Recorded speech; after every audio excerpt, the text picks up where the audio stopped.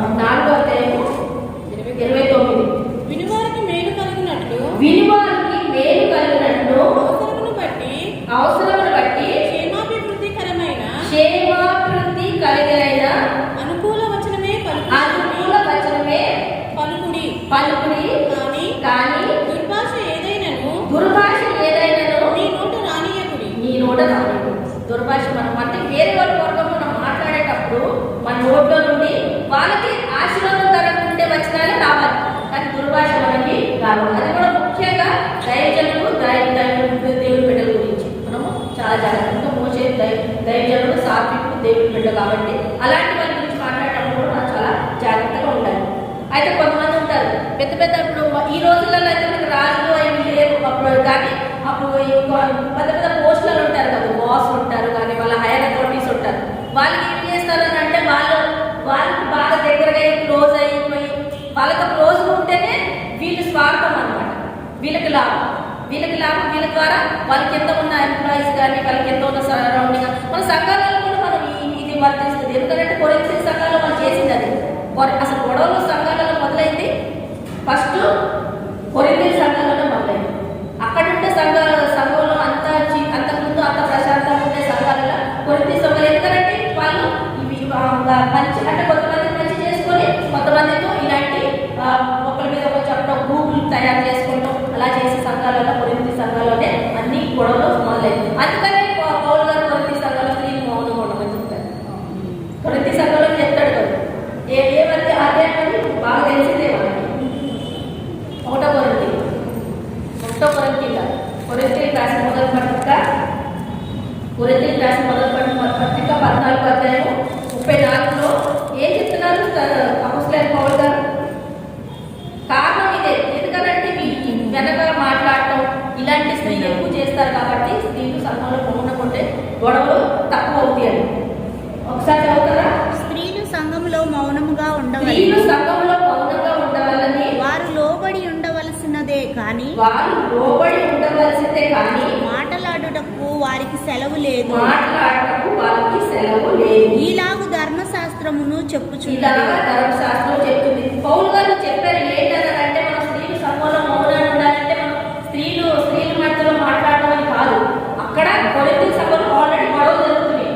వీళ్ళు విశ్వాసులు అంతా చెడిపోతున్నారు. ఈ స్త్రీలు ముందు వచ్చి ఇంకా అసిద్ధంగా దాన్ని ఇంకా ఆ గొడవల్ని అక్కడ ఉన్న ఆ సంఘాన్ని ఇంకా చెడపడుతున్నారు కాబట్టి అందుకే ఆ సందర్భంలో వద్దన్నాడు. అట్లా అని స్త్రీలు బోధించకూడదు అంటే పురుషులు ఉన్నప్పుడు ఎందుకంటే ఇప్పుడు మనకి యేసుక్రీస్తు వారు మన శిరసాయంలో మనకి సంఘానికి శిరస్సు యేసుక్రీస్తు వారు కాబట్టి అలాగే స్త్రీకి శిరస్సు పురుషుడు కాబట్టి మనము పురుషులు ఉన్నప్పుడు మనము బోధించడానికి మనకు అధికారం లేదు. కానీ ఇక్కడ ఏంటంటే స్త్రీ మధ్యలో బోధించుకోవచ్చు.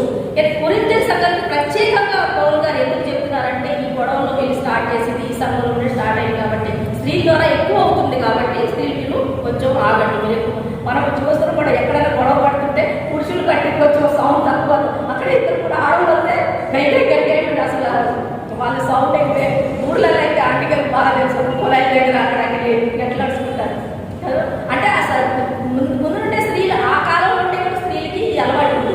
అప్పుడు నుండి ఇప్పుడు వరకు అదే అలవాటు ఉంది కాబట్టి కానీ మనం క్రైస్తవుల బిడ్డలో మన విశ్వాసులుగా ఉండే స్త్రీలు మనలో మనకి తేడా ఉండాలి. వాళ్ళకి మనం ఉండకూడదు కాబట్టి మనకి ఇవన్నీ వాక్యాలు మనం నేర్చుకుంటాం.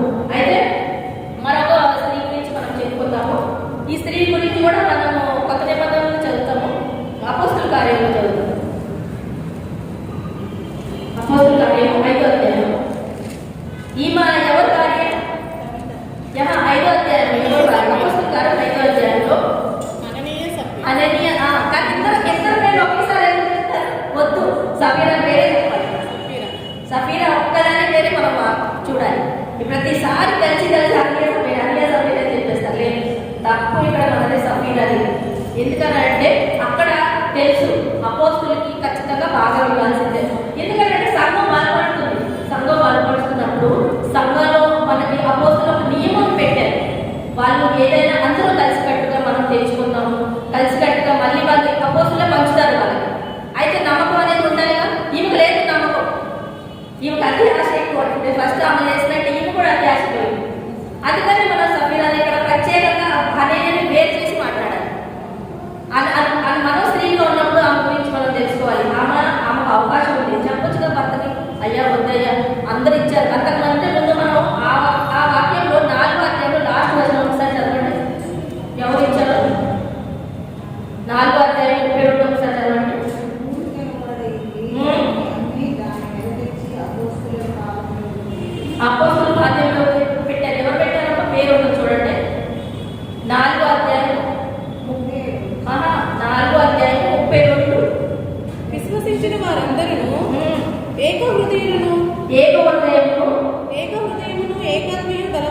వచ్చేది.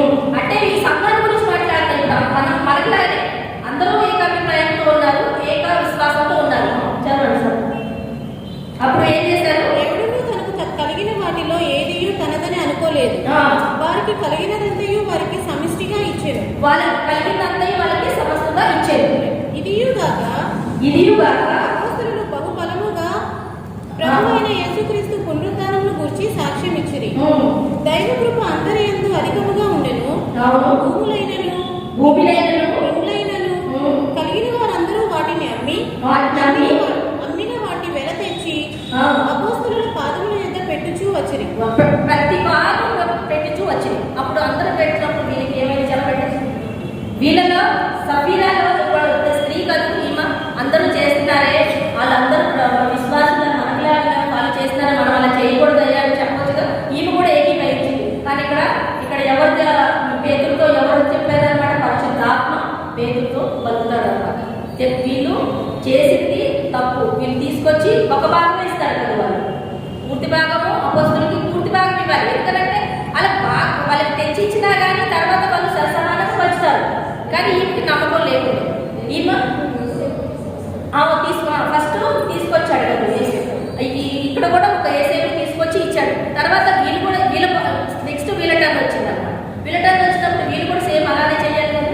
కానీ వీళ్ళు ఏం చేసుకున్నారు? ఒక భాగాన్ని చేసుకున్నారు. అప్పుడు పరిశుద్ధాత్మ పేరేపనదో పేతుడికి తెలుస్తుంది అనమాట, వీళ్ళు ఇలా చేశారు. అయితే ఈమె ఇక్కడ ఏం చేసింది? అబద్ధము పలికింది. అబద్ధం మాట కూడా పలికింది. అబద్ధం పడటం కూడా ఒక పాపమే సౌంది. మనం చిన్న చిన్న విషయాల్లో కూడా మనం ఒక్కొక్కసారి అబద్ధం అంటే ఏంటంటే దానికి అంత లెక్కలేని అనుకుంటాం. చిన్న అబద్ధమే కాదు, అబద్ధం చిన్నది పెద్దది కాదు, అబద్ధమే. చిన్నదైనా పెద్దదైనా దేవుడికి అది ఇష్టకరమైనది కాబట్టి అది పాపం కిందే లెక్క. సో ఇక్కడ మనం చూస్తాము సఫీరా కూడా అలానే ప్రాణం పోకూడదు. మనకి సంఘటన అంతా తెలిసిందే. తర్వాత లోపలికి వెళ్తే ఫస్ట్ భర్తకు వెళ్తాడు, భర్త చనిపోతాడు. ఆ తర్వాత భర్త వెనక ఈమె పోయి ఈమెను అడుగుతుంటే కూడా ఈమె కూడా అదే సమాధానం చెప్తుంది. కానీ ఈమె ప్రాణం ఒకవేళ దక్కించుకోలేదు, కానీ దక్కించుకోలేకపోయింది. అబద్ధం పలకకుండా నిజం పలికినట్టయితే పరిస్థితి ఎలా ఉంటుంది? దేవుడు ఆమెని ప్రాణభిక్షం పెట్టేవాడు. కానీ ఈమె దానికి ఇష్టపడలేదు.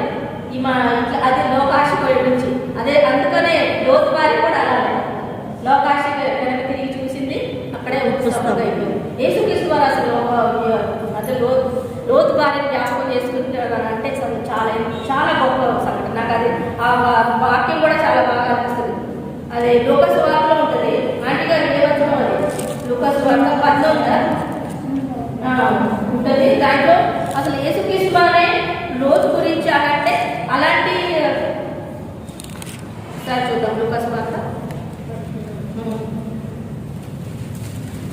17 సౌరి లోతు భార్యని జ్ఞాపకం చేసుకోండి. తన ప్రాణాన్ని రక్షించుకోవాడు. చూడండి, ఆమె ఈ లోక కోసం తన ప్రాణాన్ని రక్షించుకోవాలని చూసింది, కానీ తన ప్రాణాన్ని పోగొట్టుకోవాలి.